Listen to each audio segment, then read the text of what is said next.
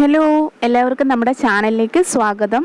അപ്പോൾ ഇവിടെ പുറത്ത് നല്ല മഴയാണ്, അതുകൊണ്ട് സൗണ്ട് കുറച്ച് ചിലപ്പോൾ വോളിയം കുറഞ്ഞിരിക്കും, ക്ഷമിക്കുക. അപ്പോൾ ഇന്നത്തെ റെസിപ്പി എന്ന് പറയുന്നത് ഒരു വൈറലായിക്കൊണ്ടിരിക്കുന്ന ഒരു റെസിപ്പിയാണ് ചക്ക ചില്ലി. അപ്പോൾ ഇതെങ്ങനെയാണ് തയ്യാറാക്കുന്നതെന്നൊക്കെ നമുക്ക് കണ്ടിട്ട് വരാം. അപ്പോൾ നമുക്ക് ഇതിലേക്ക് വേണ്ടുന്നത് വളരെ പിഞ്ച് ചക്കയാണ്, അതായത് അധികം മൂക്കാത്ത ചെറിയ ചക്കയാണ് ഇതിലേക്ക് ആവശ്യം. അത് ചെറുതായിട്ട് ചതുര കഷ്ണങ്ങളിൽ അരിഞ്ഞ് എടുത്തതാണ് ഞാനിത്. പിന്നെ ഇതിലേക്ക് 1 ടേബിൾ സ്പൂൺ ഇഞ്ചി വെളുത്തുള്ളി പേസ്റ്റ്, പിന്നെ ഗാർണിഷിന് വേണ്ടിയിട്ടാണ് കുറച്ച് കറിവേപ്പിലയും കുറച്ച് പച്ചമുളകും എടുത്തു വച്ചേക്കുന്നത്.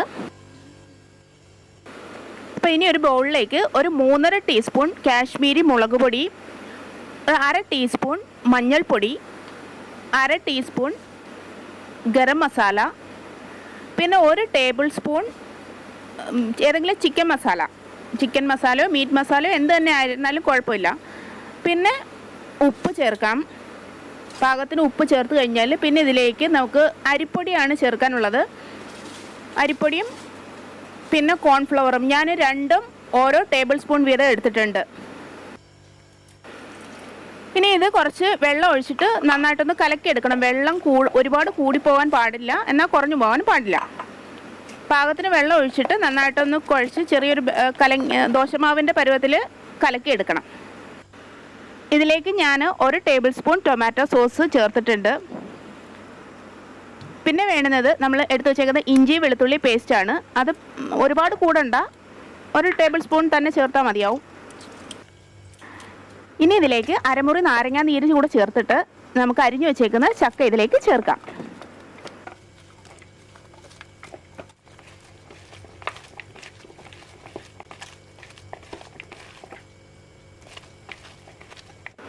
ഇനി നമുക്കിത് ഫ്രൈ ചെയ്തെടുക്കാം.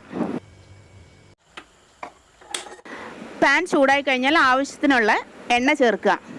നല്ലപോലെ ചൂടായതിന് ശേഷം മാത്രം ചക്ക ഇതിനകത്തേക്ക് ഇട്ട് കൊടുക്കുക. ചക്ക ഇതിലേക്ക് ഇടുന്ന സമയത്ത് ക്യാമറ ഓഫായിപ്പോയി, സോറി കേട്ടോ. അപ്പോൾ ഇത് ഇനി ഇട്ട ഉടനെ ഇളക്കരുത്, കുറച്ചൊന്ന് വെയിറ്റ് ചെയ്ത് നല്ലപോലെ മസാലയൊക്കെ അതിലൊന്ന് പിടിച്ച് കഴിഞ്ഞിട്ട് മാത്രമേ ഇളക്കാവൂ, ഇല്ലെന്നുണ്ടെങ്കിൽ സ്പൂണിൽ പറ്റി പിടിക്കും.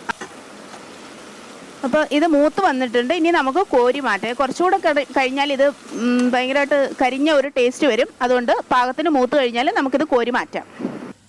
അപ്പോൾ ഇനി ബാക്കിയുള്ളതും നമുക്ക് ഇതുപോലെ തന്നെ വറുത്ത് കോരിയെടുക്കാം.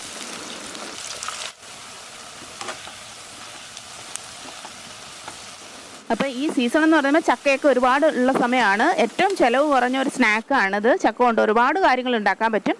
അപ്പോൾ ഇത് നിങ്ങൾ തീർച്ചയായും ഒന്ന് ട്രൈ ചെയ്ത് നോക്കണം.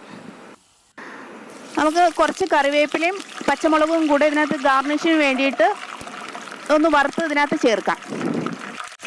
പച്ചമുളക് ഇതിലേക്ക് ചേർത്ത് കഴിഞ്ഞാൽ ഉടൻ തന്നെ സ്റ്റൗ ഓഫ് ചെയ്യണം, ഇല്ലെങ്കിൽ പച്ചമുളക് പൊട്ടിത്തെറിക്കും. കറിവേപ്പിലയൊക്കെ നന്നായിട്ട് മൂത്തിട്ടുണ്ട്. ഇനി നമുക്കിത് ഗാർണിഷ് ചെയ്യാം. ആദ്യമായിട്ടാണ് ഈ ചാനൽ നിങ്ങൾ കാണുന്നതെങ്കിൽ തീർച്ചയായും എന്നെ സപ്പോർട്ട് ചെയ്യുക. അപ്പോൾ പുതിയൊരു റെസിപ്പി ആയിട്ട് നമുക്ക് അടുത്ത തവണ കാണും വരയ്ക്കും ടാറ്റാ.